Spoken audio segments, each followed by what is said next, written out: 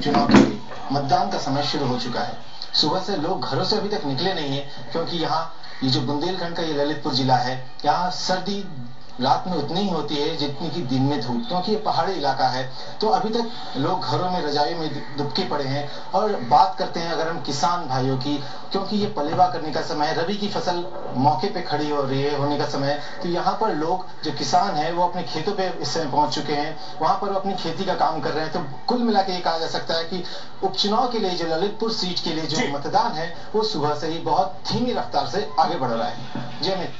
जी जी प्रशांत, जानना चाहेंगे अगर प्रमुख मुकाबलों की हम बात करें, ललितपुर के अगर हम प्रमुख मुकाबलों की बात करें तो किस किस के बीच मुकाबला है? फोटो चल रही क्लब पर रही आप की उपचुनाव सीट है, वर्चस्व की लड़ाई है सपा और बसपा की, क्योंकि बसपा की सिटिंग सीट है। यहाँ बसपा के जो नाथुराम कुशवाहा, जिनका आकस्मिक निधन होने के बाद ये सीट खाली हुई थी, बसपा ने उन्हीं की पत्नी को यहाँ पे टिकट दिया है। और ये टिकट देने के बाद सपा के लिए इतनी वर्चस्व की लड़ाई, क्योंकि सपा यहाँ पिछले 30 सालों से उनका यहाँ पर आधिपत्य है। सुजान सिंह मुजेला जो कि यहाँ से पूर्व सांसद रहे, उनके पुत्र लड़ रहे हैं यहाँ पर, जो सपा के टिकट पर यहाँ पे चुनाव लड़ रहे हैं। तो कुल मिला के देखा जाए बसपा अपनी पुनः सीट पाने के लिए लड़ रही है और सपा अपने वर्चस्व, अपने जो 30 साल की मेहनत है, राजनीतिक सफर उनके खानदान का, उसको वापस पाने के लिए यहाँ पे लड़ रहे हैं। जी अमित।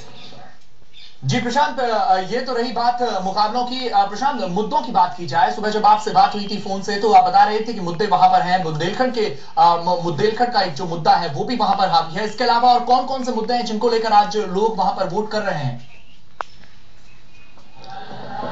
जिमित, बुंदेलखंड जो सूखे से 4 साल से जूझ रहा था, सूखे के बाद ललितपुर में जो यहाँ की स्थिति है कुछ और ही बयां करती है। यहाँ मुद्दे विकास के नाम पे कुछ नहीं है। लोग तरह तरह के राजनीतिक जो पार्टियां वो अलग अलग मुद्दे लेकर चल रही है, लेकिन जहां तक लोगों का रुझान है, लोगों का इस बात पे कहना है कि हमें इस बार विकास चाहिए, विकास के आधार पर हम वोट दे रहे हैं।